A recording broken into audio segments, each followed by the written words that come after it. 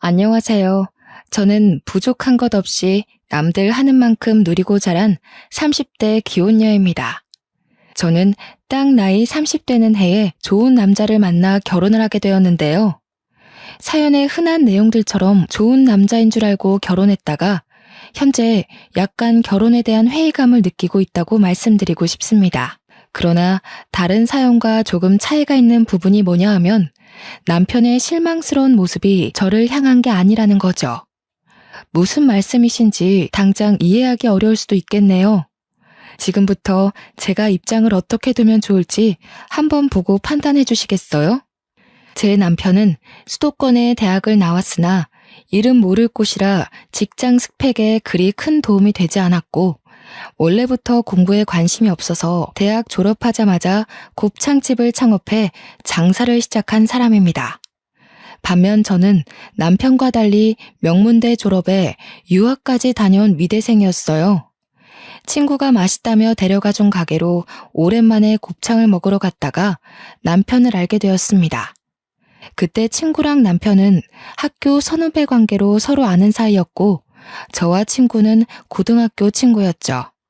그날 처음 남편을 보게 되었는데 인상이 나쁘지 않았습니다. 그런데 남편도 저를 좋게 봐줬는지 제 친구한테 저를 소개해달라고 했다는 겁니다. 저는 남편이 주는 진실된 마음과 바른 태도가 나쁘지 않아서 한 달 만나다가 연애를 시작하게 되었어요. 남편은 제가 아닌 다른 여자는 쳐다도 안 보더군요. 제가 남자에게 함부로 마음을 내주는 해픈 여자가 아닌데도 남편에게 흔들릴 만큼 남편은 근 3년간 한눈 안 판 적이 없습니다. 제가 봤던 남자들 중 가장 신뢰도가 높은 남자였죠. 제가 당시 나이 30이 되기도 했고 그만 결혼할 배우자를 염두하고서 연애를 하고 있었거든요. 남편은 그런 제 생각을 알고 제게 더 잘해주는 것도 있었어요. 남편이 내내 저보고 결혼하고 싶다고 몇 마디 말을 흘린 적이 많았는데요. 아마 남편을 좋게 본 제 마음과 남편의 끊임없는 구애가 합쳐져 결혼이란 현실을 결정하게 되어버렸는지도 모르겠네요. 그렇다고 남편이 결혼하고서 변한 게 아닙니다. 남편은 연애 때나 결혼 후나 마찬가지로 제게 진심을 보였어요. 결혼하기 전 시댁 식구들과 밖에서 외식을 한 적이 있었거든요. 남편이 얼마나 제 자랑을 해놨는지 시댁에서 저를 엄청 예뻐라 하는데 그게 좀 쑥스럽고 민망하더라고요. 사돈들께서 딸 하나 정말 귀하게 키우셨다. 손이 어쩜 이렇게 고우니? 미술하는 애들은 보통 이렇게 다 고운가? 아니면 교수 되는 사돈 댁에서 딸이라고 엄청 관리를 해준 거야? 애 부담스럽게 뭘 자꾸 사돈 얘기를 해. 그래도 부족한 것 없이 자랐으니 참 똑똑하고 야무지게 살겠어. 아가, 부모님 주말에 쉰다고 했지? 언제 한번 안 바쁜 날 있으면 날 잡고 식사나 같이 하자고 좀 해봐라. 사돈끼리 친하게 지내면 집안이 흥한다더라. 제 친정 부모님은 두 분 다 교수입니다. 아빠는 명문대에 계셨고 엄마는 미대 교수라 미대 쪽에 이름 날리는 지방대에 가 계셨어요. 따라서 저희 부모님은 현재 주말 부부세요. 저도 저희 가족을 한 번에 만나기가 어려운데 시댁 식구들은 당연히 더 못 만나 뵀죠. 상견례랑 결혼식 때 본 게 다였습니다. 상견례 때도 양가 부모님 날짜를 맞추기가 좀 곤란했는데요. 저희 부모님 시간이 주말밖에 안 되었는데 시댁 쪽에서 먼저 시부가 하고 있는 자영업 일 빼고 친정 부모님 일정에 맞추겠다면서 불평 없이 따라주셨습니다. 제가 감히 먼저 제안드리지 못한 걸 남편이 말해서 조율한 듯 싶었는데 그게 너무 죄송했던 제 마음이 무색해질 만큼 시부모님은 다 괜찮다고 하셨어요. 그래서 저는 제가 남편도 잘 만나고 시댁도 잘 만났다고 생각했습니다. 그게 다 돈 많은 우리 집 배경 때문에 아부 떠는 건 줄도 모르고 저는 그저 제 스스로가 인복이 많다고 생각했죠. 저와 남편은 처음부터 분가로 시작을 했는데요. 신혼여행을 마치고 돌아온 날 시댁에서 저녁을 먹기로 했기 때문이었어요. 여태 시부모님의 부탁으로 바깥 외식을 주로 해서 시댁집에 가보는 건 그날이 처음이었습니다. 평소에는 시모가 늘 누추한 집에서 밥 먹는 것보다 제게 더 맛있고 좋은 식사를 대접하고 싶다면서 집에는 초대해주지 않으셨죠. 그래서 저는 그날 제게 형님 되는 사람을 처음 만나게 되었습니다. 형님은 저희 결혼식 때 오지 않아서 시댁 식구 중 가장 늦게 알게 된 구성원이었어요. 결혼식 날 분명 아주버님께 배우자가 있다고 들었는데 아주버님이 그날 혼자 계셨거든요. 그래서 제가 한번 시모한테 여쭤본 적이 있어요. 시모 말로는 형님이 제 결혼식에 오면 물 흐릴지 몰라서 오지 말라고 했다네요. 그땐 상황이 상황인지라 너무 정신없기도 했고 그게 무슨 의미인지 몰라 그냥 넘겼습니다. 대신 형님에 대해 안 좋은 편견이 조금 생겼던 것 같기는 해요. 시댁에 들어서자마자 저는 형님 만날 생각에 약간 긴장을 했었는데요. 사연 보니까 형님 동서 간의 갈등도 심심찮게 많더라고요. 혹시나 사연에서 본 것처럼 서로 피곤한 사이가 되면 어쩌나 걱정을 했죠. 오셨어요? 저는 처음 인사드리네요. 결혼식에는 사정이 있어서 참석 못했어요. 그래도 이렇게 뵙게 되니 정말 반가워요. 도련님께서 동안이셔서 그런가 참 앳된 아가씨다. 그러나 직접 마주한 형님은 제가 본 사람들 중 가장 상냥하고 참한 인상의 여자였습니다. 뼈가 굵고 늘씬한 편인 저와 달리 형님은 체구가 작고 마른 편이었어요. 저보다 10살이나 많다는 건 들었거든요. 근데 나이보다 조금 더 들어 보이는 낯빛이더군요. 누가 봐도 긴 세월간 고생하며 살아온 사람처럼 기력도 쇠한 것 같은 분위기 풍겼죠. 솔직히 제게 인사말을 하시는데도 내내 형님이 아니라 가정부인 줄 알았어요. 형님이 앞치마를 한 채로 급하게 씻은 손을 닦으며 우리를 마중 나왔는데 다른 식구들 집중이 분산되었을 때 혼자 동떨어져서 제게 인사하는 탓에 더 그래 보였던 것 같네요. 이 여자분이 제 형님이라는 걸 알게 된 계기는 시모가 하는 말 때문이었습니다. 얘 큰애야, 이게 무슨 냄새니? 뭐 타는 냄새가 나는데? 어머머, 이거 소 타는 애 아니야? 고기 타는 것 같아. 아니에요, 어머님. 혹시 동서가 레어 고기 불편할까봐 살짝만 더 익히는 중이었어요. 제가 동서 취향을 몰라서. 보통 익은 고기는 다들 입에 잘 맞으니깐요. 내가 못 산다. 작은 애가 너처럼 고기도 못 먹고 산 줄 알아? 작은 애는 너랑 달라서 4년이나 외국물 먹다 온 아이야. 촌스럽게 정말. 고기 다 망쳤네. 가서 다시 해. 제가 보기엔 시모가 형님을 대하는 태도가 가족이 아니라 가정부를 대하는 것 같은 모습이었습니다. 제 눈에는 상당히 불편한 장면이었어요. 그런데 형님은 금방 시모에게 죄송하다고 인사를 하고 급하게 주방으로 뛰어들어가더군요. 아무도 그런 형님을 신경 쓰지 않았는데 이 모든 게 당연한 듯 이어져 온 분위기 같았어요. 저는 그때 시모와 시부의 모습이 낯설었고 이런 상황에도 별 생각 없는 남편과 아주버님의 모습도 낯설었습니다. 식사를 하는데도 다를 건 없었어요. 다들 숟가락을 들었는데도 불구하고 형님은 계속 식구들 챙기면서 요구사항만 들어주길래 제가 결국 형님께 처음 말을 걸었습니다. 형님도 얼른 앉으세요. 음식 식겠어요.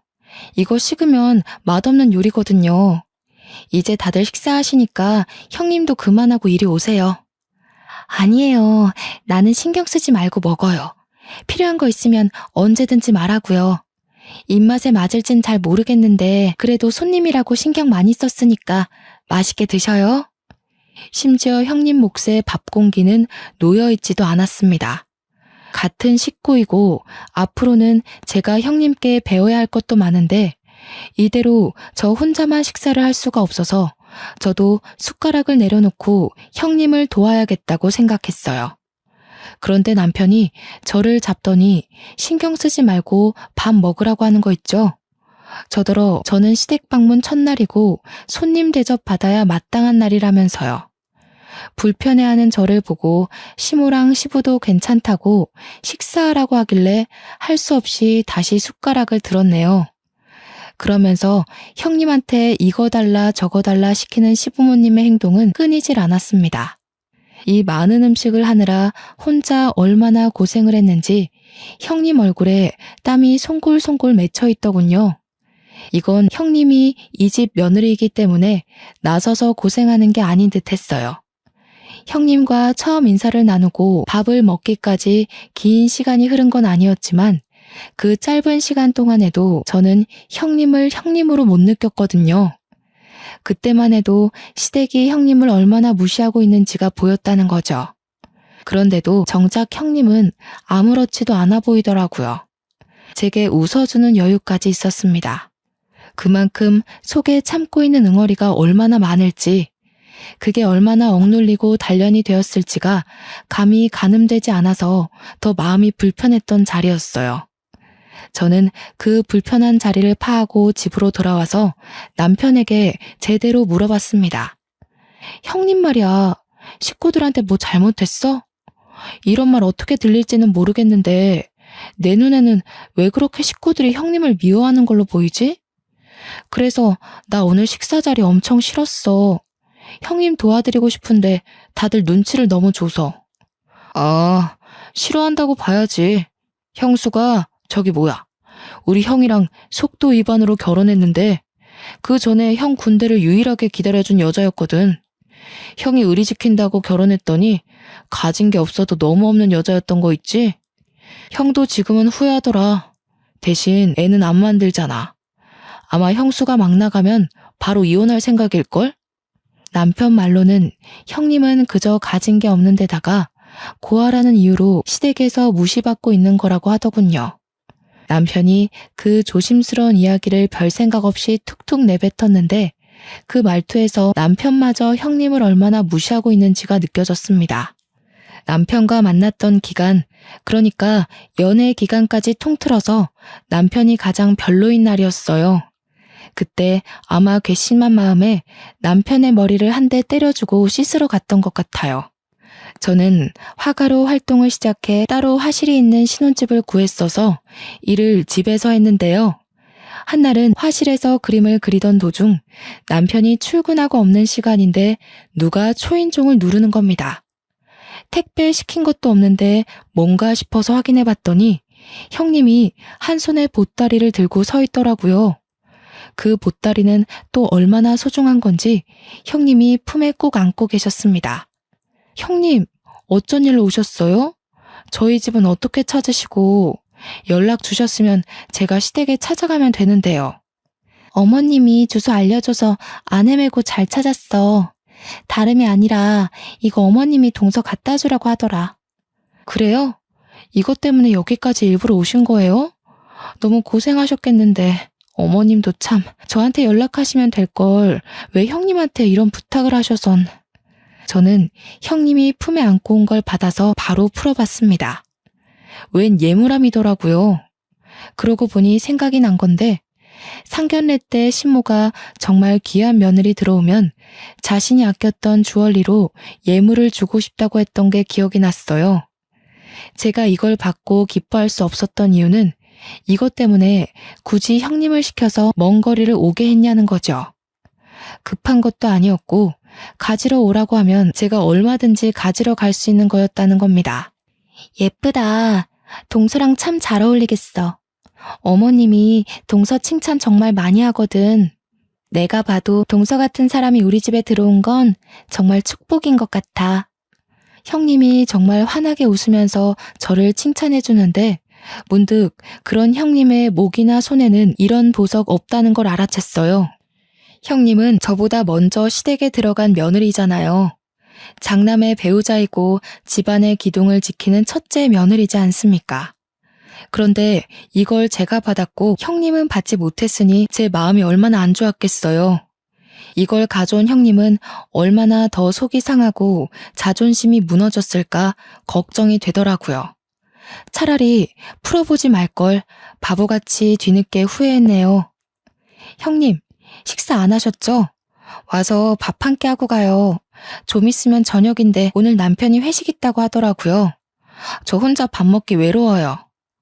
아이고, 이걸 어쩌나? 집에 말도 안 했고 내가 없으면 식사 준비할 사람이 없는데 동서 생각해서 같이 있어주고 싶지만 말씀을 못 드리고 온 거라 좀 곤란할 것 같아. 제가 어머님께 전화드리면 되죠. 어머님이 허락하시면 밥 먹고 가는 거예요? 집까지는 제 차로 태워드릴 테니까 밤길 걱정하지 마시고요. 난처해하며 고민하는 형님을 제가 막무가내로 끌고 들어왔습니다. 형님이 너무 불편해해서 바로 시모한테 전화를 드렸는데 시모가 살짝 당황하더니 오랜만에 식구 데리고 외식하면 된다면서 저랑 형님더러 같이 식사 잘하라고 하대요. 형님한테 그대로 전했더니 형님이 처음보단 조금 안정된 표정이었어요. 형님, 제가 요리를 못해서 배달시켰는데 괜찮죠? 요즘 배달 음식도 진짜 잘 나와요. 이건 제가 쏠게요.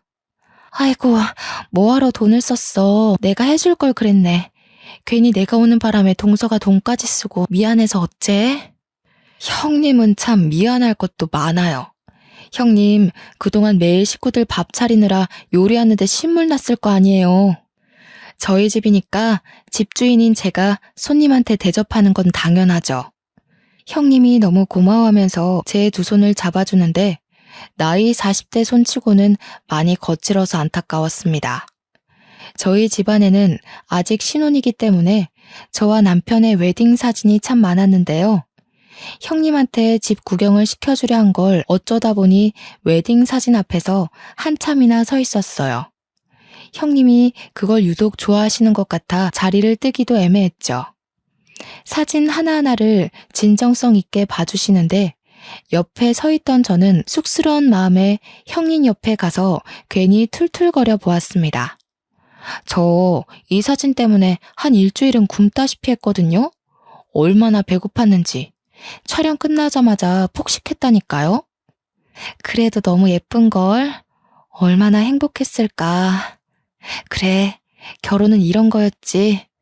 나도 한때 우리 남편이랑 좋은 시간이 있었는데. 형님 웨딩 사진도 보여주세요. 보고 싶어요. 형님은 피부도 하얗고 눈도 크셔서 웨딩 사진 엄청 예쁘게 나왔을 것 같은데. 가지고 계세요? 저는 이때 제가 실수했다는 걸 눈치 못 채고 머뭇거리는 형님에게 어린아이처럼 보챘습니다.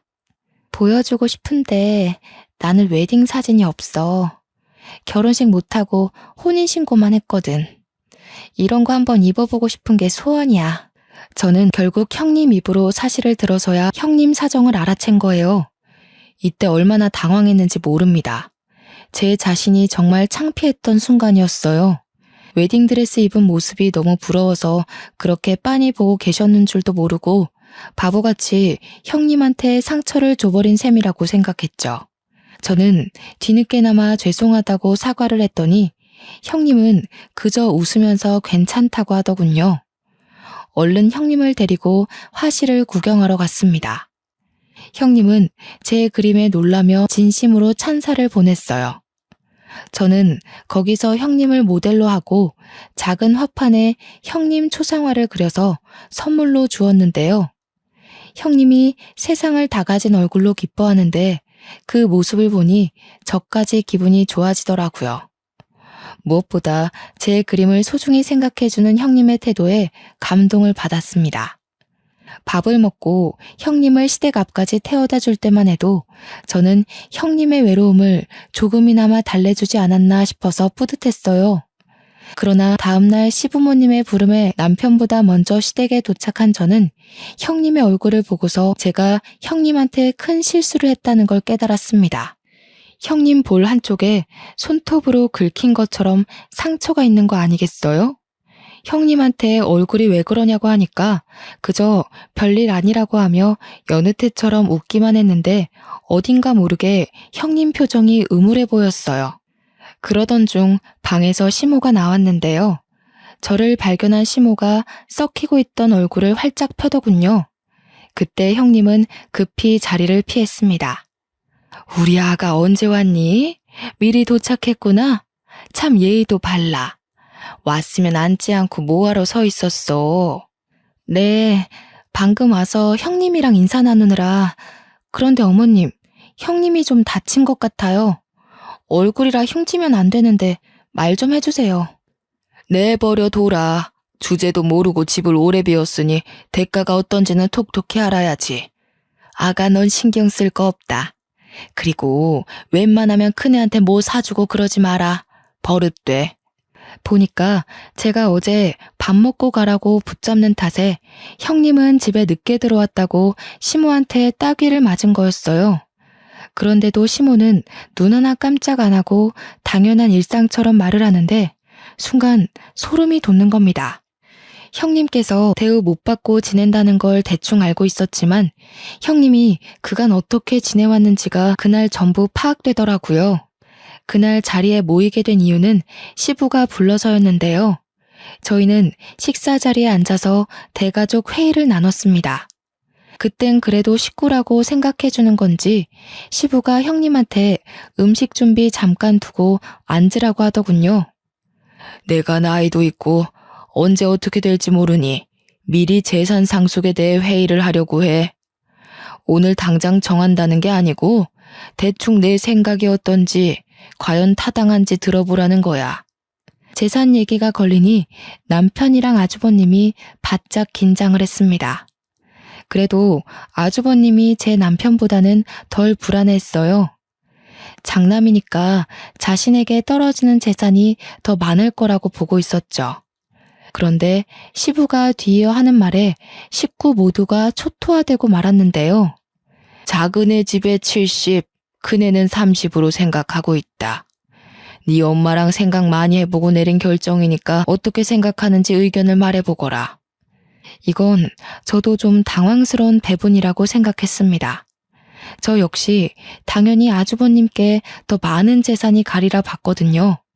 아니나 다를까 식구들 중 아주버님이 가장 난리가 났어요. 말도 안 돼요. 제가 이 집 장남이잖아요. 근데 어떻게 제철이한테 재산을 더 많이 넘기시는 건데요? 납득할 수 없어요. 제자리 걸음하는 가정에 투자 많이 해주면 뭐 하겠냐. 미래가 창창한 제철이 부부한테 투자하는 게 합당하지. 작은 며느리의 집안을 무시할 수가 없구나. 시부는 듣기 불편하게 저희 부부와 아주버님 부부 재력을 비교했는데요. 그래서 더 난리 난 거죠. 아주버님께선 재산일로 서운한 건 알겠는데 그 화살이 전부 형님에게 돌아간 거 아니겠습니까? 당신은 대체 나한테 도움이 되는 게 뭐야? 가진 게 쥐뿔도 없으면 남편 발목이라도 잡지 말아야지. 내가 왜 당신 때문에 재산도 못 받아야 하냐고. 내가 장남이 돼서 길을 한번 못 펴. 와이프 자리가 수준 떨어져서 어디 나서기가 쪽팔려 죽겠어. 아주버님이 화나서 퍼붓는 원망에 형님은 그만 눈물을 보였습니다. 고개를 숙이고 아무 말도 못하고 있었어요. 긴 세월 동안 의지되는 사람 없이 혼자서 이 지옥 속에 살아왔을 텐데 얼마나 힘들었겠습니까? 제가 다 마음이 괴로워서 저까지 눈물이 찔끔 나더군요. 근데 여기서 저를 정말 화나게 했던 건 아주버님의 횡포를 지켜만 보는 식구들이었습니다. 다들 형님을 향해서 혀만 끌끌 차고 있는 거 아니겠어요? 결국 보다 못한 제가 목소리를 높이며 나섰어요. 됐어요, 아버님. 저희 그깟 재산 없어도 잘 먹고 잘 사니까 그냥 아주버님 다 드리세요. 그리고 아주버님, 아무리 화나도 그렇지 형님한테 어쩜 그러실 수가 있어요? 너무 무례하신 거 아니에요? 아주버님께선 형님 없었으면 장남 노릇도 못했어요. 형님처럼 뼈 빠지게 내조해주는 게 어디 쉬운 일인 줄 아세요? 제 말에 다들 당황해서 가만히 있는 걸 외면하고 저는 형님을 일으켜서 제 자리를 벗어났습니다. 형님한테 방을 알려달라고 해서 갔더니 아주버님과 각방을 쓰고 있는 걸로 모자라 보일러도 안 들어오고 장판이랑 옷 몇 벌 있는 게 다인 방이었어요. 제가 정의 사도는 분명 아니거든요. 그런데 까도 나오는 형님의 처지를 보니 시댁한테 더더욱 열불이 확 나는 겁니다. 형님, 이런 말 주제 넘는다고 생각할지 모르겠는데 이혼하세요. 뭐가 아쉬워서 형님처럼 100점짜리 여자가 저런 남자 수발 들으면서 살아요. 이혼 못하게 해. 일해줄 사람 없다고. 재산 분할도 해주기 싫다면서. 난 괜찮아. 이러다 또 말아. 동서, 얼른 나가봐.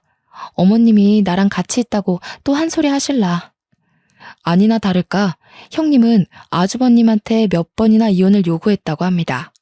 하지만 그때마다 남편한테 맞고 시모한테 맞으면서 거절당했다고 해요. 한 번은 시댁 식구 몰래 집을 나갔는데 시댁에서 실종 신고를 하는 바람에 잡혀왔다고 하더군요. 말 그대로 시댁은 가정부가 필요해서 형님을 붙잡고 있었던 거고요. 그러면서 아주버님이 밖에서 바람피고 난리인 걸 시부모님은 그냥 눈 감아준다네요. 그날은 오는 형님을 한참 달래주느라 시댁 식구와는 거의 마주하지 않았고 남편과 함께 집에 돌아와서 대판 싸움을 일으켰습니다. 일방적으로 제가 싸움을 걸었다고 봐야겠죠. 자기 이것밖에 안 되는 사람이었어? 나 정말 실망했어. 어떻게 그런 몰상식한 행동을 아무렇지 않게 해? 당신이 이런 사람인 줄 알았으면 나 이 결혼 안 했어. 왜 그래? 형수 일에는 신경 쓰지 말라니까. 원래 저렇게 살아온 사람이야. 고아라서 문제될 것도 없고 어디 신고할 용기도 없는 여자야. 뭐라고? 자기 정말 최악이었구나. 내가 형님처럼 가진 거 없는 여자였어도 그랬겠네? 아니지. 아예 날 거들떠보지도 않았으려나? 무슨 소리야. 난 네 배경 같은 거 모른 채로 너 좋아한 거야. 좋아하다 보니까 네 배경이 어떤지 보였던 거고. 네가 형수 같은 여자였으면 시작조차 안 했어. 너랑 형수는 근본부터가 다른데 왜 그런 소리를 해? 다르긴 뭐가 달라. 다 똑같은 사람인데. 내가 정말 당신이랑 시댁 식구 이해해보려고 했거든?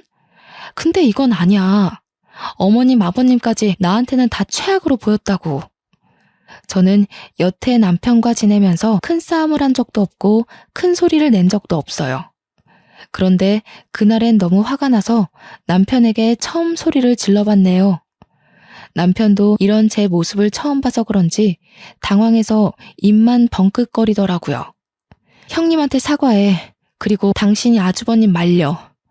우리가 시댁 재산 포기할 테니까 아주버님 보고 앞으로 정신 똑바로 차리라고 해. 뭐? 아니 우리가 왜 그래야 되는데? 아빠가 우리한테 돈 준다잖아. 지금은 70, 30이지만 우리가 잘하면 더 떨어질 수도 있어. 그 아까운 걸 왜 포기해? 그래, 그럼 그 돈 받고 혼자 살던가. 우리 혼인신고도 안 했는데 그만 갈라서자. 나는 이렇게 정신머리 없는 남자랑 절대 못 살아. 친정 갈 거라고 미련 없이 돌아서는 저를 남편이 급하게 붙들며 이러지 말라고 무릎을 꿇더군요. 저는 이 시댁에 아쉬울 게 없는 사람입니다. 재산도 시댁보다 우리 친정이 더 많아요. 이 결혼은 정말 남편 하나를 사랑해서 한 거라 제가 쥐고 있는 건 남편 하나뿐이란 거죠. 그래서 따로 포기할 게 없으니 남편 하나 버리면 그만이라는 겁니다. 안 돼. 나 자기 없으면 집에서 대접 못 받아. 내가 자기처럼 과분한 사람을 아내로 둬서 부모님이 날 그나마 지켜 세워주는 거란 말이야. 원래는 장남 입에 달고 다녔어. 제발 갈라서는 건 안 돼. 당신이 당신 가족이랑 다르다는 거 나한테 증명할 수 있어? 그걸 보여주지 않으면 나 더 이상 당신 못 믿어. 그러니까 당신이 가족들한테 말해. 형님 놔주라고. 그건 내가 간섭할 수 있는 부분이 아니야. 괜히 나섰다가 미움만 사서 상속 부분에 문제라도 생기면 그것만 아니면 정말 당신이 시키는 거 다 할 자신 있어. 그럼 내가 가서 말할 테니까 당신은 옆에서 내가 시키는 대로 해. 내가 어머님 아버님한테 그리 대단한 존재라면서 당신보단 내 말이 먹힐 것 같네. 이것까지 말리면 나 당신이랑 살림 이어갈 생각 없으니까 잘 판단하고. 그날의 싸움 이후 저는 이혼 서류 한 장을 챙겨서 시댁을 들렸고 남편은 연차까지 내면서 굳이 저를 뒤쫓아왔습니다. 제가 간다는 연락을 안 했던 터라 연락 못 받은 시모와 아주버님 표정은 그저 순진무구했는데요. 아쉽게도 시부는 일 때문에 안 계시더라고요. 저는 그대로 앞뒤 상황 설명 없이 그대로 아주버님께 다가가 형님과 당장 이혼하라고 선포했습니다. 아주버님께서 형님이랑 이혼하지 않으면 제가 남편이랑 이혼할 거예요. 제가 불편한 꼴은 못 보고 사는 사람인데 아주버님이랑 형님 관계 보는 게 제 입장에서 굉장히 힘들고 괴로워요. 그러니까 아주버님이 형님과 관계를 끝내던지 아니면 제가 이 집을 나감으로써 더 이상 그 꼴을 보지 않던지 하려고요. 뭐라고요? 아니 잠깐만요. 느닷없이 찾아와서 갑자기 뭔 소리예요? 왜 이래요? 재수 씨가 뭔데 나랑 내 와이프한테 이혼하라 말아요? 어머나, 새아가. 뭐라고? 이혼이라니. 이게 무슨 날벼락이야? 정신없이 이러지 말고 찬찬히 설명 좀 해보거라. 네, 어머님. 들으신 내용 그대로예요. 말 그대로 아주버님께서 형님을 못살게 구는 꼴을 더 이상은 못 보겠어요. 형님이 이 집에서 나가던 제가 나가던 오늘 결판 내려고 찾아왔으니 어머님도 협조해주세요. 주방에서 숨죽여 듣고 있던 형님은 어느새 눈물을 흘리고 있었습니다.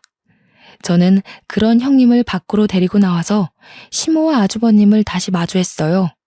그리곤 가방에 챙겨온 이혼 서류를 내밀었죠. 어머님, 아주버님, 이제 말씀해보세요. 여기에 제 도장 찍을까요? 아니면 형님 도장 찍을까요? 시모는 크게 당황했습니다. 저도 포기할 수 없고 형님도 포기할 수 없어서 곤란해하는 게 다 느껴질 정도였죠. 아가, 도대체 왜 이러는 거니? 우리가 언제 큰애를 괴롭혔다고 그래?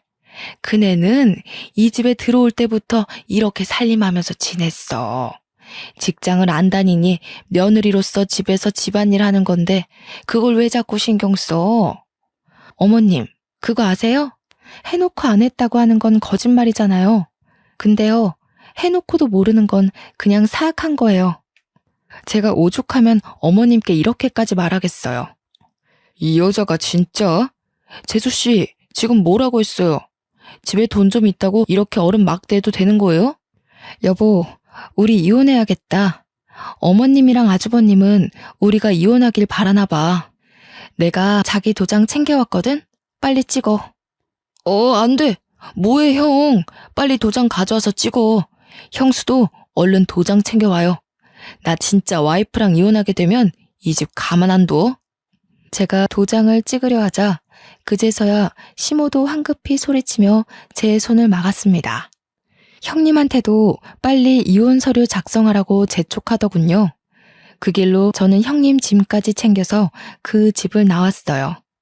부동산에 일하는 아는 지인을 통해서 형님이 당분간 지낼 만한 곳을 알아보고 단기 계약을 마쳤죠.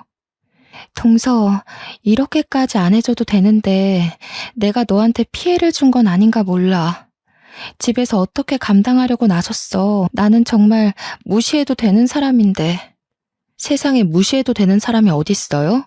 저는 잘못된 걸 잘못됐다고 알려줬을 뿐이고 그걸 따지고 든다면 저도 그 집이랑 가족하기 싫어요.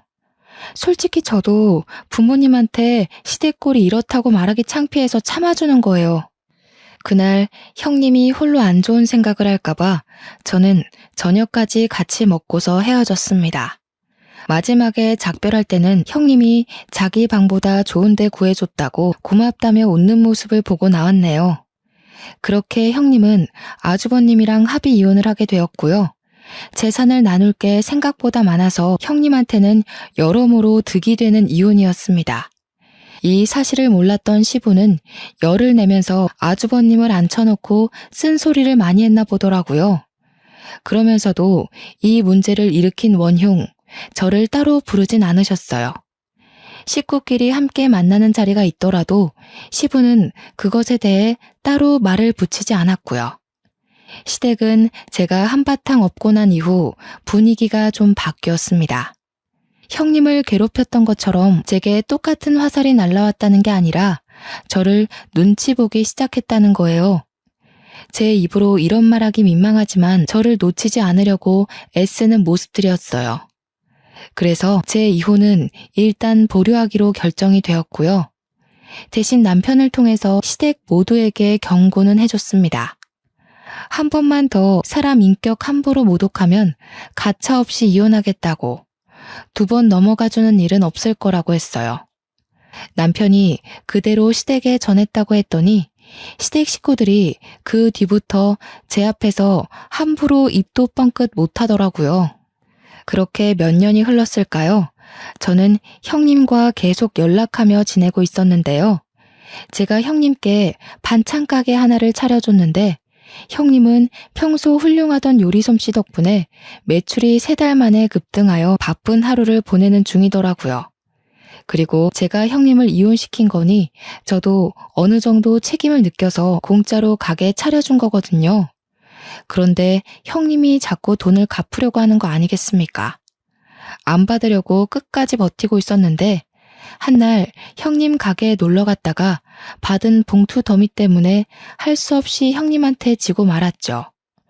진짜 너무해요. 제가 형님한테 돈 받으려고 가게 차려준 줄 아세요? 이러면 제가 생색내는 사람 같잖아요. 저 속물 아닌데. 생색 좀 내줬으면 좋겠네. 내가 누구 덕에 팔자를 폈는데. 보답하고 싶어도 받아야 할 사람이 통 마음을 안 열어주니까 내가 갚아줄 기회가 없잖아. 이렇게 빚지고 갚고 해야 나도 돈 모으는 재미가 있을 거 아니야. 받아줘. 형님 솜씨를 알고 있던 저는 가게 매상이 좋을 거라고 예상하고 차려준 장사거든요. 제가 예상한 대로 반찬 가게 매상액이 상당히 좋았고 저는 단지 그게 기뻤을 뿐인데 형님은 내내 저에게 빚을 졌다고 생각하고 있었나 보더라고요. 제가 이 두둑한 봉투를 받는다고 해서 형님 살림에 큰 영향이 되는 건 아니었어요. 이 봉투만으로도 벌써 제 돈을 거의 다 갚은 상태나 다름없었죠. 그럼에도 불구하고 이 돈을 받는 것이 영 불편했던 저는 그 순간 정말 기특한 아이디어 하나가 떠올랐습니다. 형님 가게에 잠깐 브레이크 타임을 걸어놓고 형님을 데리고 외출을 했어요. 형님이 어디 가냐고 가게 문 오래 닫은 적 없는데 손님 와서 그냥 가면 어떡하냐고 오만 걱정을 다 했으나 저는 무작정 형님을 이끌기만 했죠. 그러다 목적지에 도착했을 때 형님은 한 물건을 보고 더 이상의 근심 걱정을 끊어버렸습니다. 제가 데려간 곳은 바로 웨딩샵이었거든요. 형님이 웨딩드레스 한번 입어보는 게 소원이라고 했던 말이 떠올라서 형님께 받은 돈으로 웨딩드레스를 빌려 사진을 남겨주려고 했던 거예요. 동서, 이게 뭐야? 왜 나를 이런 곳에 남사스러워. 나는 이미 이혼했잖아. 그리고 다 늙은 사람이 이런 옷 입으면 가게에서도 안 좋아해. 형님, 요즘 세상이 어떤 세상인데요. 웨딩샵 오는 고객 연령대 엄청 다양해요. 그리고 요즘은 결혼은 하기 싫은데 웨딩드레스는 입고 싶어서 빌리러 오는 사람 많아요. 단순히 안심시켜주려고 한 말이 아니라는 건 웨딩샵 직원들을 통해서 증명이 되었습니다. 직원들도 민망해하는 형님이 편안한 마음을 가질 수 있도록 다양한 사진들을 보여주셨어요. 덕분에 형님은 드레스 한번 입어볼 용기를 얻게 되었죠. 위에서도 말했듯이 형님이 피부가 정말 하얀 사람이에요. 그래서 그런가?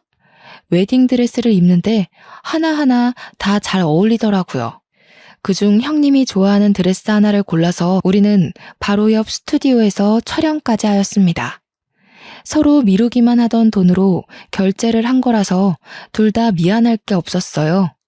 직원 말로는 액자는 한 달 뒤에 받을 수 있다고 하더군요.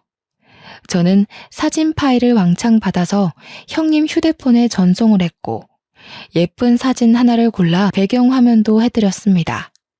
형님이 자기 사진을 보고 눈을 못 떼고 있길래 일부러 더 칭찬하면서 형님 옆에 꼭 붙어 있었더니 형님이 울고 있다는 걸 그제서야 눈치채고 말았지 뭡니까.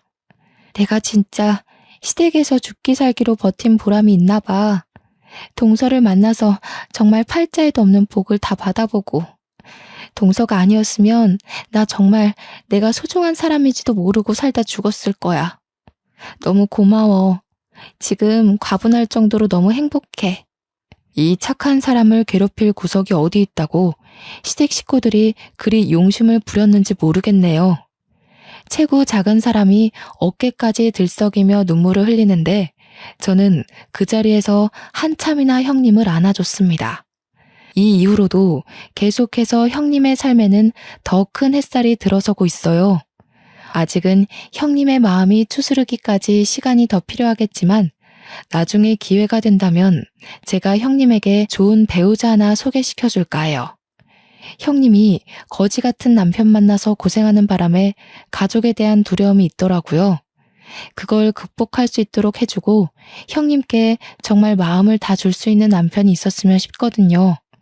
그리고 저는 여전히 이혼을 보류한 상태로 지내고 있습니다. 남편이랑 시댁이 더 이상 실수를 안 하고 있어서 딱히 갈등이 될 만한 일은 없네요. 시댁 집안 행사 때나 시댁을 방문하지, 그렇지 않고서는 시부모님 얼굴 안 본 지도 오래됐어요. 참, 아주버님은 웬 유부녀랑 바람을 폈는지 유부녀 남편 쪽에서 아주버님을 소송했다고 하더라고요. 제 남편을 통해 소식만 전해 들었지 따로 찾아가 보지는 않았어요. 남편이 저한테 혹시 돈 좀 빌려줄 수 있냐고 하면서 말해준 내용이거든요. 당연히 돈은 안 빌려줬죠. 그 더러운 일에 관여하고 싶지 않았으니까요. 정말 제 남편만 아니었으면 그런 집안 벌써 연 끊었을 겁니다. 그나마 남편이 제 곁에서 쥐죽은 듯 지내고 제 바램대로 엇나가는 짓을 안 해서 시댁 식구들의 더러운 꼴을 눈감아주고 있는 거예요. 가끔 제 부모님이 전화가 와서 어떻게 지내냐고 여쭤보시는데 그때마다 그동안 있었던 일들과 시댁 식구의 실체를 밝히고 싶어 입이 참 근질근질합니다. 저는 사람을 갑, 을로 계급 매기는 걸 정말 싫어하는데요. 시간이 지날수록 시댁에서 을짓을 자처하니 제가 이 집의 실세처럼 보이는 것 같아 불편할 때가 있어요. 시댁 식구들의 성향이 어쩔 수 없이 계급을 나누는 분위기더라고요. 이렇게 되어버린 관계를 과연 제가 무탈하게 풀어나갈 수 있을까? 살짝 그런 걱정이 되는 거 있죠? 어쨌든 그렇게 해서 저는 현재 위태로운 결혼 생활을 이어가는 중이라는 거예요. 다들 조심하고 있으니 아직은 이혼까진 생각지 않아도 되지 않나 싶어요. 저는 그저 착한 우리 형님이 다시 웃음을 찾을 수 있어서 그것만으로도 좋네요. 그동안 형님을 가뒀던 슬픈 시간들은 새롭게 회복한 삶을 통해서 사라지게 될 거라고 봅니다. 저는 우리 형님 미래를 계속 응원하고 지켜주는 관계로 지낼 생각입니다. 좋은 언니가 생긴 기분이라 기쁘네요. 나중에 형님이 새로 드린 반찬 갖다 주신다고 했는데 슬슬 형님 맞을 준비를 해야겠습니다. 저는 이만 여기서 사연을 끝마칠게요. 다들 미소 가득한 하루 보내시길 바래요. 지금까지 저와 형님 이야기에 관심 가져주셔서 감사합니다.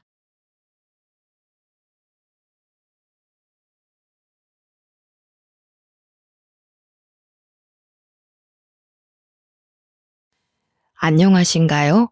저는 50대가 되도록 결혼 한 번 안 해본 아줌마입니다. 제가 평생 컴퓨터 켜서 이런저런 사연을 써볼 수 있다는 것도 모르고 산 사람인데 우연히 아는 분을 통해 라디오 한번 내보라는 말을 듣고 배워왔습니다. 제가 결혼을 안 해봤다고 인사를 드렸잖아요. 사실은 정확히 말하자면 결혼식을 꾸리고 웨딩드레스까지만 입었다고 말씀드리고 싶네요. 제가 바보같이 사기 결혼을 당했거든요. 그때 한참 속상했습니다. 그 기가 막힌 사연은 어디 내놓기 부끄러울 정도로 제가 참 바보 같았는데요. 속에만 담아두면 더 깊이 골마서 생생하게 기억된다며 어디 털어놓으라는 지인 말에 결심했습니다. 고민 많이 하다가 한번 써보게 되었네요.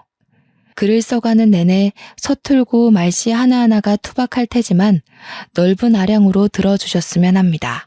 저는 30대 때 부모님을 두 분 다 여의었고 하나 있는 친언니와 단둘이 집을 구해서 살았어요. 그전에는 각자 독립하며 지냈는데 친언니가 사고로 형부를 일찍 잃어서 사별을 했거든요.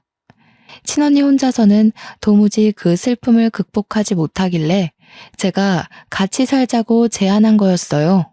그 당시 저는 미혼이었습니다. 친언니랑 저는 2살 정도 차이가 났습니다. 언니랑 단란하게 살아온 지가 근 5년이 지났을 때, 그러니까 저와 언니가 둘 다 40대가 되었을 때 언니가 잔소리처럼 하는 말이 있었는데요. 너도 이제 결혼 생각해야지. 언제까지 내 뒷바라지 해주면서 살래? 나 이제 괜찮으니까 너도 네 인생 살아봐야 하잖아. 연애도 하고 결혼도 하고. 언니는 이미 결혼을 한번 해봐서 더 이상 생각이 없다고 하면서 항상 제게는 결혼을 추천했습니다. 언니도 형부가 살아있을 때는 결혼이 참 좋았다고 하면서요. 그냥 식구가 주는 안정감과는 다르다면서 제게도 배우자가 있을 때의 행복을 알게 해주고 싶다고 하네요. 그런 달콤한 말에도 저는 딱히 관심이 안 가더라고요. 결혼에 대한 선망이 전혀 없었습니다. 언니는 제가 자기 때문에 인생을 허비하고 있다고 생각했는데 저는 전혀 그렇게 생각하지 않았거든요. 언니랑 지내면서 제 나름 삶이 즐거웠고 또 가족과 함께 지내니까 옛날 생각나서 좋았단 말이죠. 언니한테 그렇게까지 말해봤는데도 언니는 제가 50 되기 전에는 꼭 남자를 붙여줄 거라고 신신당부를 하지 뭡니까? 저는 그런 언니를 더 말릴 생각은 없었어요. 사실 그냥 하는 말인 줄 알았거든요. 그런데 역시 말렸어야 했나 봅니다. 제 기준에 언니가 그렇게까지 하면서 제게 남자를 찾아주려고 한 줄은 상상도 못했어요. 당시 제가 40 중반 정도였는데 나이가 제 나이 정도면 매칭 아니고서야 남자를 만나기 힘들다는 겁니다. 자연스럽게 만나려면 이상한 동호회를 가입해야 하는데 거기는 너무 위험해질 수 있으니 너무 위험 요소가 많으니 차라리 돈 주고 믿을 만한 결혼정보 회사에 등록하는 게 좋다고 하대요. 이때 설마 싶었습니다. 무슨 돈까지 들이면서 남자를 만나냐고 됐다고 손사래를 쳤는데도 언니는 꼭 죽기 전에 해봐야 하는 게 결혼이라면서 저를 업체에다 등록해버렸지 뭐예요. 저는 생전 그런 것에는 발 담글 생각이 없었던 사람입니다. 그렇게까지 남자를 만나고 싶지도 않았고요. 언니가 이미 등록하고 와서 저한테 사실을 말해줬는데 괜히 남사스럽더라고요. 다 늙은 나이에 결혼정보회사라니. 당시에는 창피해서 얼굴이 다 빨개졌습니다. 그런 데는 돈 많은 사람이나 조건 좋은 사람들 있는 곳 아니야? 아니면 젊은 사람들이나 희망이 있지. 나는 직장도 변변찮고 나이도 많잖아. 괜히 돈 버리는 짓 했네. 지금이라도 물을 수 없어? 거기는 웃긴다. 당사자도 아닌데 왜 확인 연락이 없대? 식구라서 민증이랑 가족관계 증명서 가져가면 등록해주더라. 그리고 이 좋은 걸 왜 몰라? 우리 또래도 생각보다 많아. 오히려 우리 또래가 더 많을 수도 있지? 젊은 사람들은 알아서 기회가 찾아오는데 우리같이 나이 있는 사람은 기회가 적으니까. 내가 정말 좋은 남자 해달라고 했으니까 기다리고 있어봐. 언니가 너무 서두르는 느낌이 없지 않아 있었지만 이때만 해도 언니의 생각보다는 언니가 마음대로 그런 큰 돈을 들여 일을 벌인 것에만 신경이 가 있었어요. 그렇다고 다툰 건 아니에요. 언니가 제 걱정을 많이 생각해서 그랬단 걸 아니깐요. 저는 언니와 함께 개인 애견 카페를 차려 운영 중인데요. 그 사망보험금으로 차린 카페예요. 그래서 부모님이 주신 선물이라 생각하고 정말 열심히 공부해서 운영해 나갔죠. 평소 강아지를 좋아하는 언니와 제 마음이 맞아서 시작한 사업이었고 아파트 단지 주위에 있어서 가족 단위 손님들이 제법 많이 와요. 그래서 먹고 살 만큼은 벌고 있었습니다. 그러나 그게 어디 대놓고 자랑할 만한 재산은 아니었어요. 결혼업체에 등록하려면 내부 사정을 하나하나 밝혀야 했을 텐데 제 형편없는 조건으로도 되는 게 있었나 보더라고요.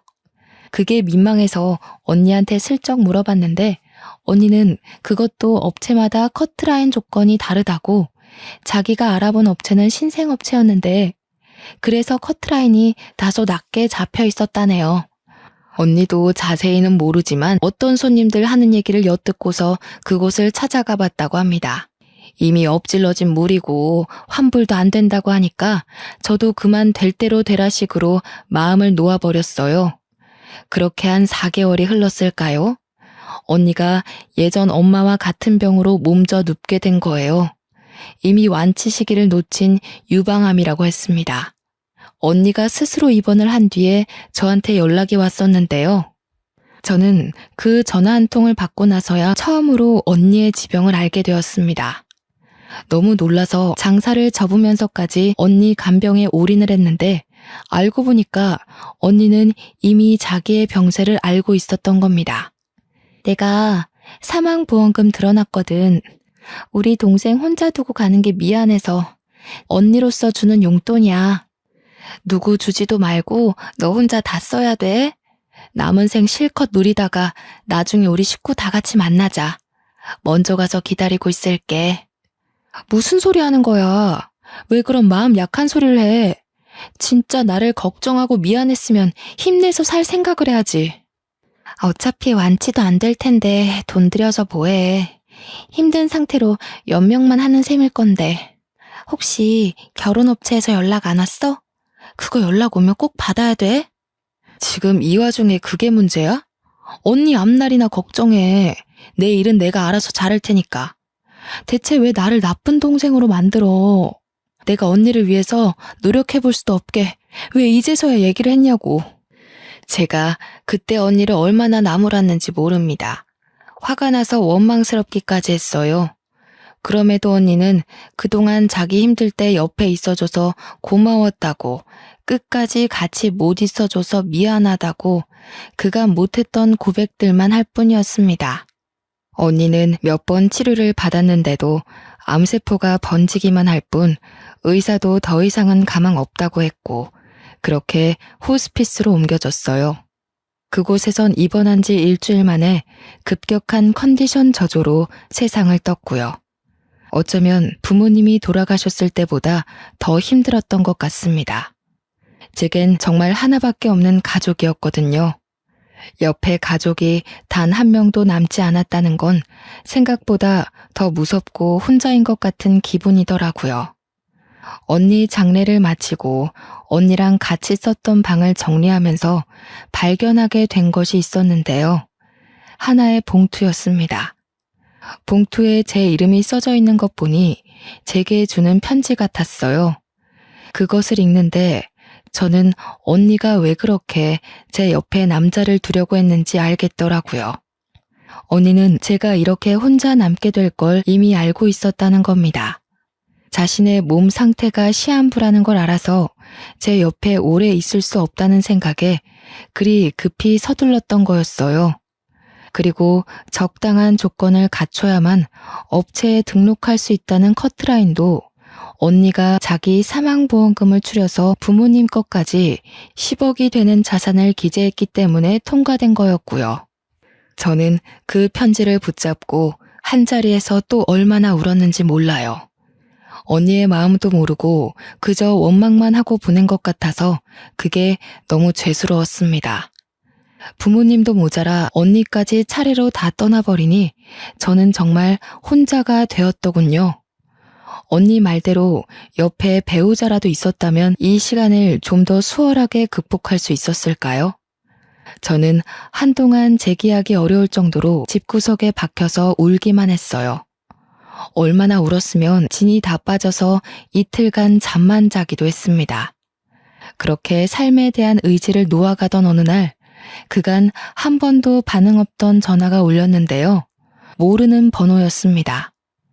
처음엔 안 받았어요. 그런데 연이어서 다시 울리더니 끊어지고 또 울리기를 3번이나 해서 받아보았습니다. 알고 보니 언니가 등록해놨던 결혼정보회사 연락의 연락이었어요. 죄송합니다. 제가 지금 사정이 안 돼서. 혹시 거기 들어간 돈 뺄 수 있나요? 100% 환불은 바라지도 않아요. 다만 조금이라도 괜찮으니 환불하고 싶은데요. 정확한 언니 사정을 얘기하기가 그래서 최대한 양해를 구한다는 식으로 물어봤는데 역시나 돌아오는 답변은 어렵다는 말뿐이었습니다. 어쩌면 업장에서는 당연한 입장이잖아요. 그래서 저는 더 기운 빼서 환불받고 싶은 생각까진 없었습니다. 그렇다고 언니가 애써준 마음을 버릴 수는 없지 않습니까? 그래서 저는 언니가 주는 마지막 선물이라는 생각을 하며 할 수 없이 업체가 매칭해주는 남자를 만나게 되었습니다. 첫 번째 만남이 언니 장례를 마치고 처음으로 외출을 한 날이었어요. 가족을 모두 보낸 제 세상은 슬픔에 멈춰 있었는데 바깥 세상은 아무렇지 않게 돌아가고 있더라고요. 당연한 일인데도 그게 한편으론 서운하고 허탈했네요. 선자리에서 만난 남자의 첫인상은 굉장히 신사답고 깔끔했습니다. 원래 성격이 밝은 편인 건지 제가 우중충한 표정을 짓고 있어도 남자는 자리에서 내내 웃음을 잃지 않더군요. 아직까지 결혼을 안 하셨다고 들었어요.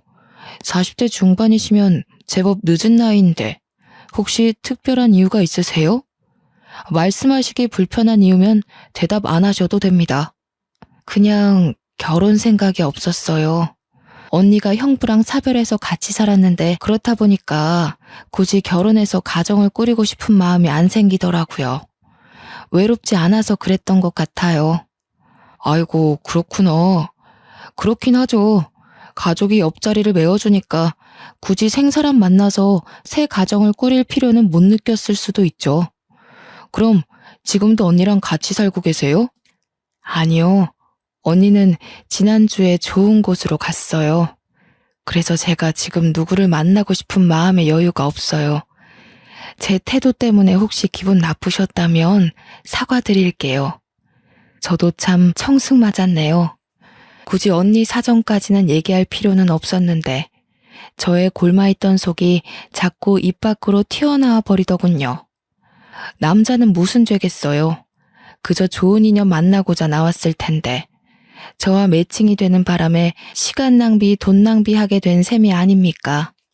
저는 눈물이 그렁그렁 맺히는 걸 얼른 티슈로 닦으려고 찾는데 남자가 먼저 제게 건네주었습니다.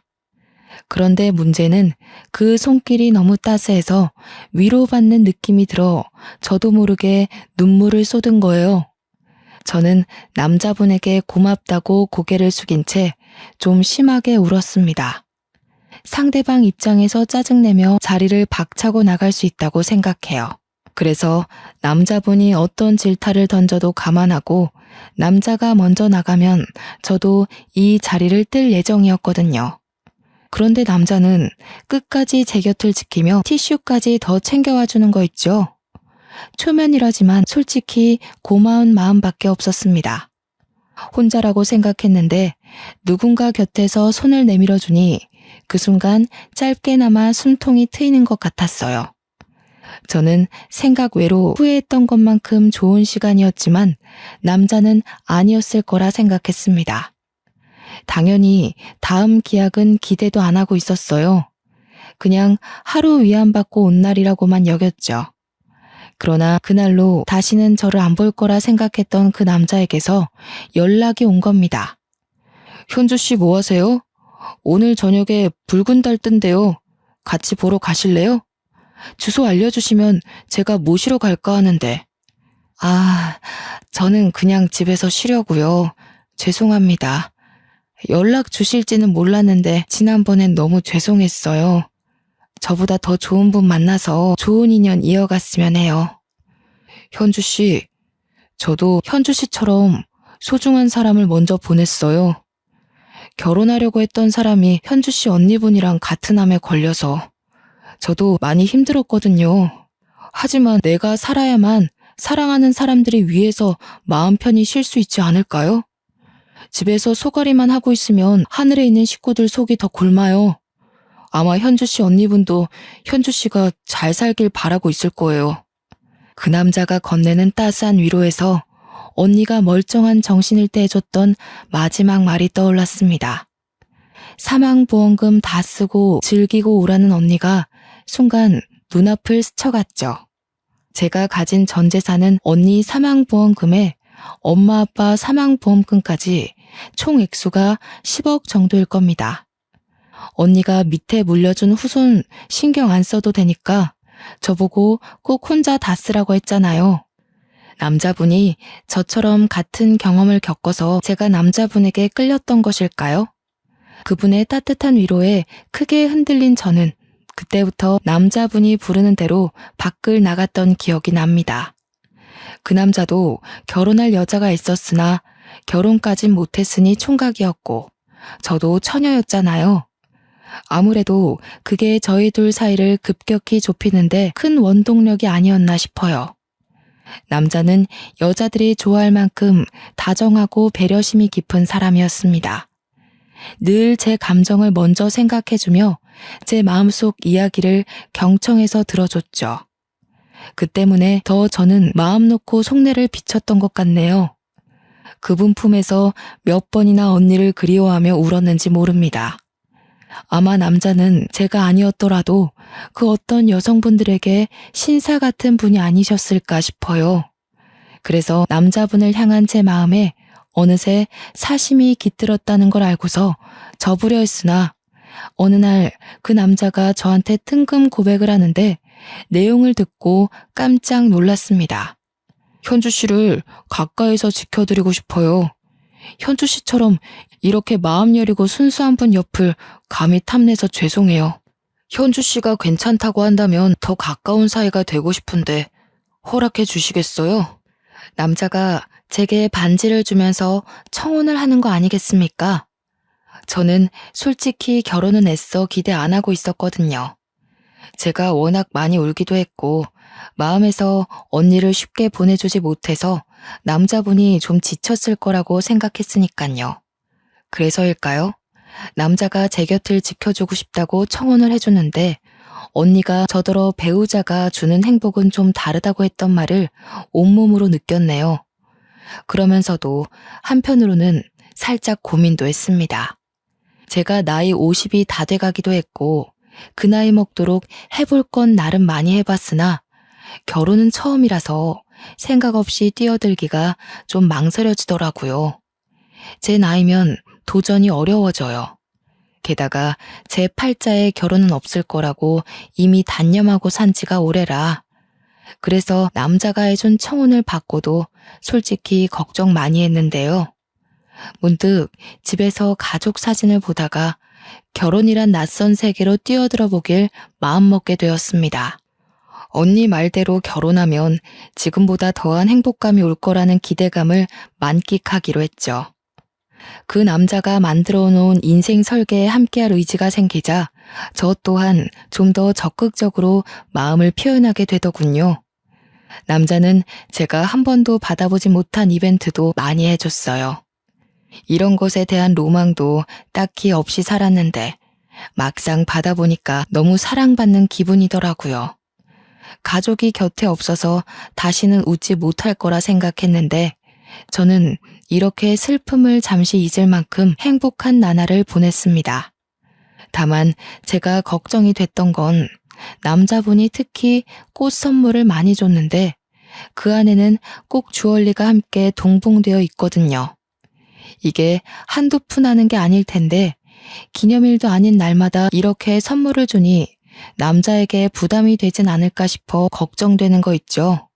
희석 씨, 왜 자꾸 돈을 써요? 이게 다 얼마래? 이렇게까지 안 해줘도 저 충분히 희석 씨 마음 알아요. 이러면 제가 미안해지잖아요. 내가 있는 게 돈뿐인걸요? 현주 씨한테 내 모든 걸 걸겠다는 표시예요. 그리고 현주 씨가 곧 제 사람이 될 거잖아요. 제 것한테 제 마음 퍼주는 건데 뭐 어때서요? 이쯤에서 업체에서 본 정보가 다시 떠올랐는데요. 이 남자는 20억 자산가로 기재되어 있었어요. 직원한테 듣기로 술 브랜드 공장을 운영한다고 했던 것 같네요. 그래서 정말 이만한 돈이 부담되지 않을 만도 했죠. 또 남자 말대로 저희는 곧 결혼을 하게 될 사이니 서로에게 주는 마음의 표시는 우리 모두의 것이 되는 거나 다름없다는 말도 일리가 있더라고요. 저와 남자는 다툼 한 번 없이 이렇게 무난한 만남을 지속해가고 있었습니다. 행복한 하루만 계속되던 중 한 번은 제가 남자를 집에 초대한 적이 있었는데요. 결혼하기 전에 제 집을 소개해드리고 집에서 밥 한 끼 해주는 게 예의라고 봤기 때문이에요. 그 당일에 제가 얼마나 진수성찬을 차려놨는지 몰라요. 남자가 좋아하는 걸로다가 전부 만들어 놓느라 꼭두 새벽부터 일어나서 요리를 했거든요. 가족들 있을 때도 이렇게까진 차려 먹은 적이 없는데 저도 그 남자한테 많이 빠져 있었나 봅니다. 남자가 집에 도착해서 초인종을 눌렀을 때 정말 소녀처럼 설레었던 기억이 나네요. 나이 50을 바라보는 입장에서 현관문까지 그렇게 달려본 것도 처음이었어요. 문을 열자마자 남자의 얼굴보다 꽃다발이 먼저 들이밀어졌는데요. 오늘은 제가 선물 좀 주려고 했는데 또 선수를 빼앗겨버려 조금은 심통이 났습니다. 물론 두근거리고 기분 좋은 어리광이었다고 봐야겠죠. 그런데 말입니다. 저희 집이 주택이라서 대문을 열면 마당을 넘어 골목이 보이거든요. 제가 남자의 꽃을 받고 기뻐하던 중 우연히 그 골목을 보게 되었는데 웬 여성분이 저희 집을 빤히 쳐다보고 있는 겁니다. 나이는 저랑 또래거나 저보다 살짝 어려 보이는 것도 같았습니다. 보자마자 살짝 소름이 돋았던 건 제가 오해할 수도 없게 너무 노골적으로 저희 집을 보고 있어서였어요. 저희 집을 보고 있었는지 아니면 저희를 보고 있었는지 명확히 알지 못했지만 확신할 수 있었던 것은 여성분의 시선이 저희 쪽 언저리를 돌고 있었다는 거예요. 어떤 영문인진 모르겠으나 만약 저희를 보고 있던 게 맞다면 너무 무섭지 않나요? 대체 뭐 때문이었을까요? 저는 더 이상 버티고 서 있질 못하고 얼른 그 남자를 끌어당겨 문을 닫았습니다. 남자는 제 표정을 보고 왜 그러냐고 묻더군요. 아니, 웬 여성분이 저희를 쳐다보는 것 같아서요. 동네 주민 얼굴은 제가 다 알거든요. 그런데 처음 보는 사람이었어요. 왜 저희 집을 그렇게 쳐다보고 있는 건지.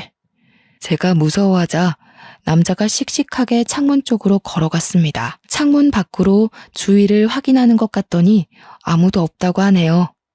그 말에 곁으로 가서 저도 확인해봤는데 횡한 골목만 있을 뿐 정말 그 여자가 없어졌더라고요. 하지만 착각했다고 생각하기엔 그 여자의 시선이 너무 저와 남자를 향해 있었기에 도무지 잊기가 어려웠는데요. 남자는 저를 심각하게 걱정해주며 같이 마음 써주는 덕에 그냥 그러려니 하고 넘겨버렸습니다. 좋은 날인데 괜히 저 때문에 분위기 망쳐지는 건 원치 않았거든요. 그렇게 근 10개월이 지난 후 저는 그 남자와 결혼식을 올렸습니다. 당시 저는 결혼식 전날 밤부터 설레서 잠을 청하는 게 어려웠어요. 결혼식 전날 밤이라 그런지 마음이 많이 싱숭생숭하더라고요. 언니에게 이러한 인연을 만들어준 것에 감사를 전하며 다음 해부터 시작될 50대부터의 삶을 행복하게 보내겠다고 마음속으로 인사를 하면서 잠이 들었네요. 결혼식 당일은 아침부터 기대가 가득했던 오전이었는데요. 결혼식에선 오랜만에 보는 친구들을 대거 만났던지라 하루 종일 뜬구름 같은 마음으로 들떠 있었습니다. 그런데요, 사람들 발길이 뚝 끊긴 시점에서 지인이 아닌 모르는 여자가 신부 대기실로 들어오는 겁니다. 다들 당황했던 건 신부와의 만남 시간이 한참 끝난 후였기 때문이죠. 직원분들이 나서서 들어오면 안 된다고 말렸지만 제가 괜찮다고 해서 마주하게 되었는데요. 못 보던 분인 것 같은데 혹시 신랑 쪽 하객 계세요? 제 신랑은 아마 지금 입장 준비하느라 바쁠 거예요. 식장 입구에 한번 가보시겠어요? 네, 신랑분 보러 왔습니다. 제 신랑이 다른 여자랑 결혼한다길래 찾아와 봤어요. 기억하실지 모르겠는데 저는 신부님 한번 뵌 적 있거든요. 제가 신랑 명의석 와이프입니다. 저는 순간 제가 잘못 들은 줄 알았습니다. 근데 주변 직원들도 웅성거리는 것 보면 잘못 들은 게 아니라는 거겠죠. 여성분은 곧바로 울먹이기 시작하더니 다짜고짜 제 앞에 무릎을 꿇더라고요. 그러면서 그 여자가 하는 말에 저는 이 결혼을 할 수 없다는 걸 눈치채고 말았네요. 제발 결혼하지 말아주세요. 뱃속에 아이가 있어요. 희석 오빠 아이예요. 원하신다면 아이 태어나고 친자 확인서도 드릴게요. 여자가 대놓고 저더러 결혼하지 말아달라 사정하면서 자신의 신세를 얘기했는데요. 그 순간 머리를 한 대 맞은 느낌이라서 머릿속이 하얀 도화지가 되더군요. 그러니까 이 여자가 하는 말은 지금 제 신랑이 혼인신고 없이 이미 결혼을 한 사람이었고 자기가 제 신랑 부인인데 집안 사정이 어려운 실정이었고 제 신랑이 돈을 구하기 위해서 학위 조작, 재력 조작, 신분 조작을 해서 업체에다 등록했으며 돈 많은 여자 꿰어서 재산 빼먹으려고 했다는 내용이었습니다. 정신없는 와중에 대충이나마 들었던 사실이 이랬다는 거니까 더 세세한 내용은 얼마나 기가 막히겠어요. 제가 그쪽 말을 어떻게 믿죠?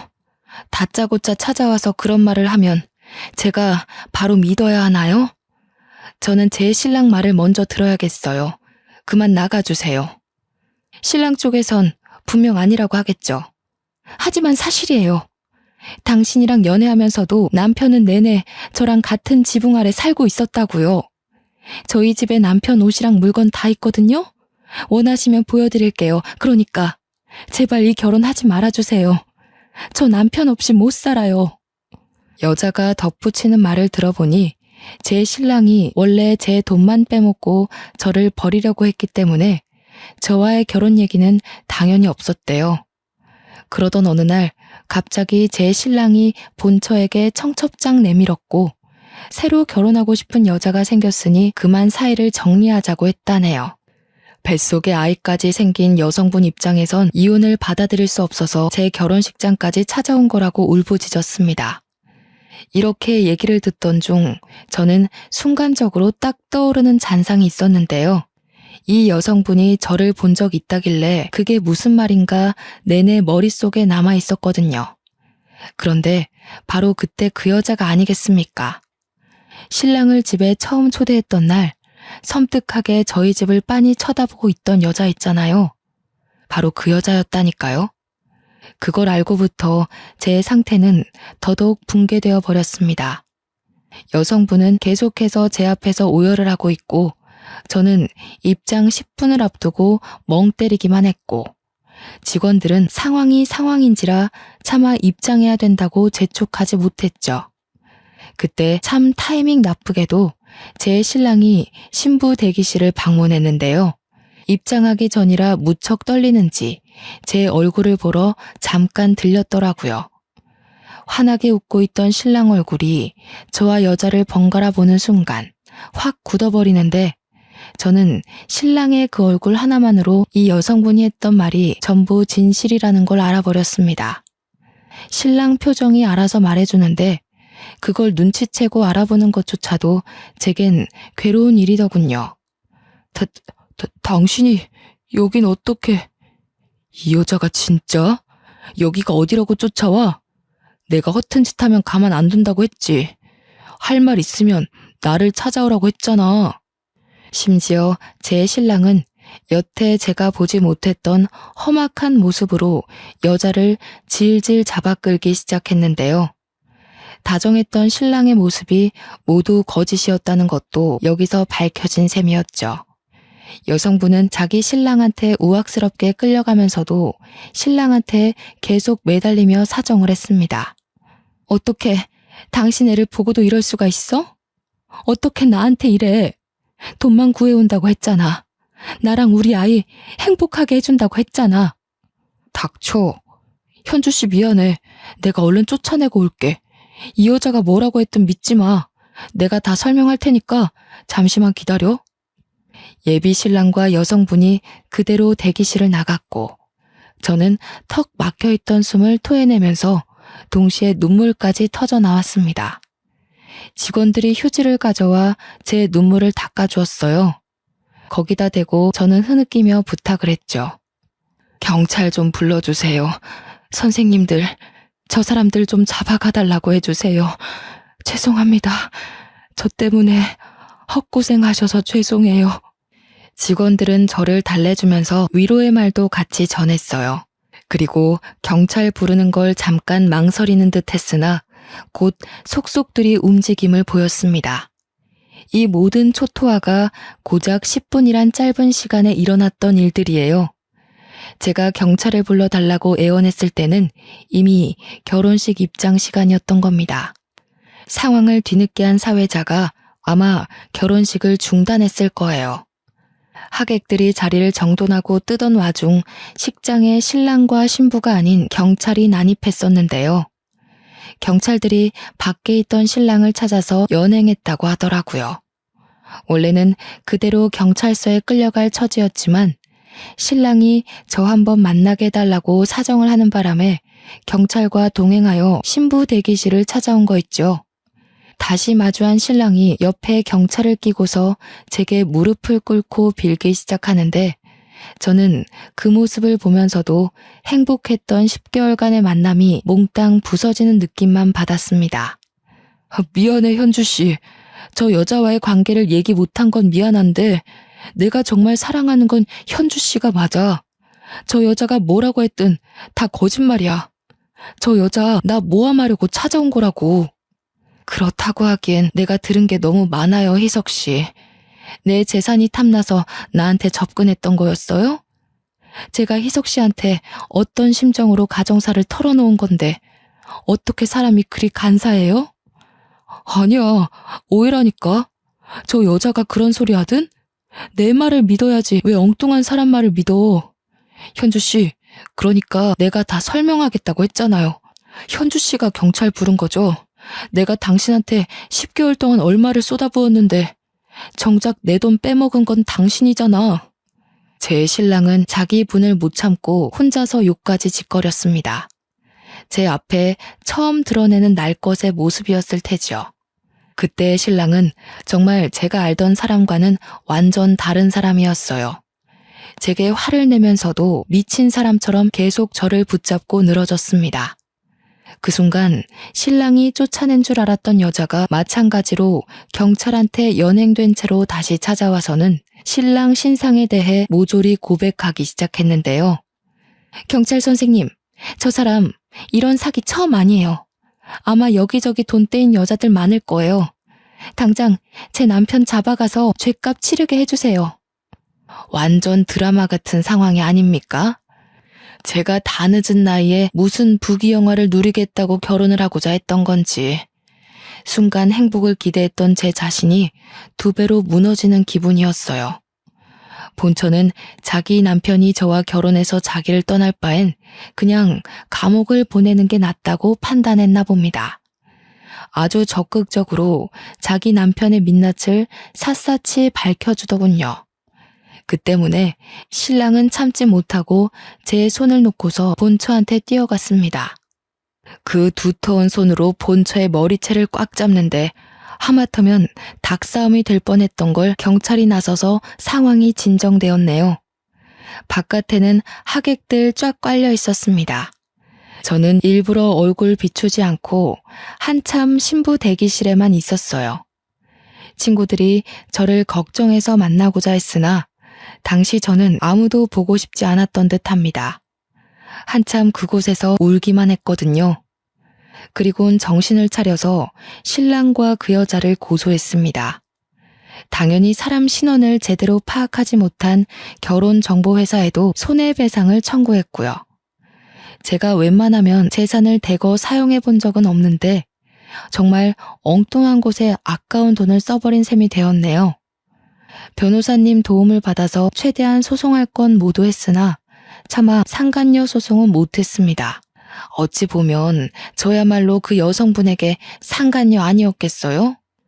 변호사님 말로는 제 신랑이 사실혼 관계였다는 걸 숨겼고 저는 그가 유부남인 걸 모르고 있는 상태였으니까 위자료 청구 소송이 들어오더라도 당연히 기각될 거라고 하더군요. 그런데도 하지 않았습니다. 그냥 긴 싸움을 하고 싶지 않았던 것 같아요. 그런 곳에 더는 기운 뺄 마음의 여유가 없었던 거죠. 그렇게 힘든 시련을 마무리 짓고 저는 식구들을 한데 모아놓은 묘자리를 찾았습니다. 언니, 내가 결국 이 모양 이 꼴이 됐어. 괜히 잘 살아보겠다고 욕심내서 그런가 봐. 그냥 우리 강아지들 데리고 평범하게 지내다가 갈게. 이런 모습으로 찾아와서 미안해. 저는 해가 저물기 전까지 묘자리 앞에 앉아 있다가 내려왔어요. 이미 카페 개들은 우리 집에 있었고 내일부터 다시 카페를 오픈해야 되니 개들을 옮기기 전에 매장 청소를 해야 했습니다. 그래서 늦은 저녁쯤 카페를 찾았죠. 그런데 카페 앞에 누가 서 있더라고요. 손님이 찾아온 건가 싶어서 내일부터 정식 운영한다고 말해주기 위해 다가갔는데 그 남자 손님은 다름 아닌 얼마 전 제 결혼식을 참석했던, 그러니까 고등학교 때 사귀었던 남자친구였습니다. 나이 50에 남자친구란 말을 입에 올리는 것이 여전히 어색하네요. 안 오는 줄 알았는데 네가 이 카페 주인 맞지? 전화를 해볼까 하다가 고민하고 있었거든. 시간 되면 얘기 좀 할 수 있을까? 저와 이 친구는 고등학교 때 사귀었다가 서로 붙은 대학이 멀어 자연스레 헤어진 경우였는데요. 어쩔 수 없이 헤어진 거라 당시에는 엄청 힘들었는데 시간이 약이라 잊을 수 있었던 기억이 나요. 나 여기 아파트 살고 있거든. 지난번 지나가다가 너 우연히 보고 설마 했는데 맞구나. 조금 더 빨리 용기 낼 걸 그랬다. 친구가 저와 대화하고 싶다고 해서 저는 우선 카페 문을 따고 들어가 음료를 대접했습니다. 결혼식 때 왔다고 했는데 저는 못 봤거든요. 그렇다면 신부 대기실에 인사를 오지 않았다는 건데 왜일까요? 혼자 의문을 가지고 있던 찰나 친구가 하는 말에 모든 게 이해가 되었습니다. 결혼식일 많이 힘들었지. 내가 너를 좀 더 빨리 알아봤다면 네가 그런 고생은 안 했을 텐데. 혹시 지금은 만나는 남자 있어? 너만 괜찮으면 나 너랑 다시 시작하고 싶어. 조금 놀랐습니다. 친구가 제게 아직도 마음이 있는 줄은 몰랐거든요. 결혼식 때 제게 인사하지 않은 이유도 다 저에 대한 미련을 떨치지 못했기 때문이었던 거죠. 친구는 저를 첫사랑이었다고 칭하며 한 번도 저와 함께했던 순간처럼 설렘을 느껴본 적이 없다고 하더군요. 너무 오래된 마음이기도 했고 저를 만날 용기가 없어서 내내 마음 한켠에 두고 살다가 친구들을 통해서 제 결혼식을 알게 되었다고 해요. 결혼하는 저를 보고 그만 자기도 완전히 저를 잊으려고 했으나 제 결혼이 틀어진 걸 보고선 자기는 그걸 기회라고 봤다는 겁니다. 힘든 일 겪어온 사람 앞에서 이런 소리해서 미안해. 그런데 지금이 아니면 내가 또 나중에 후회하고 있을 것 같아서 찾아왔어. 그랬구나. 그런데 어쩌지? 난 이제 결혼할 생각이 없어. 나야말로 미안해. 나는 그냥 우리 강아지들이랑 같이 사는 게 제일 행복하다는 걸 알아서 더는 다른 것에 욕심내지 않기로 마음먹었거든. 저의 조심스러운 거절에도 친구는 괜찮다고만 했습니다. 꼭 결혼을 해야만이 서로가 함께 있을 수 있는 거 아니지 않냐고. 그냥 옆에만 있게 해달라고 하네요.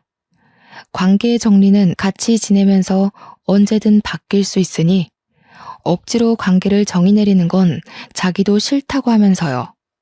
그날은 제가 차마 확답은 주지 못하고 헤어졌는데요.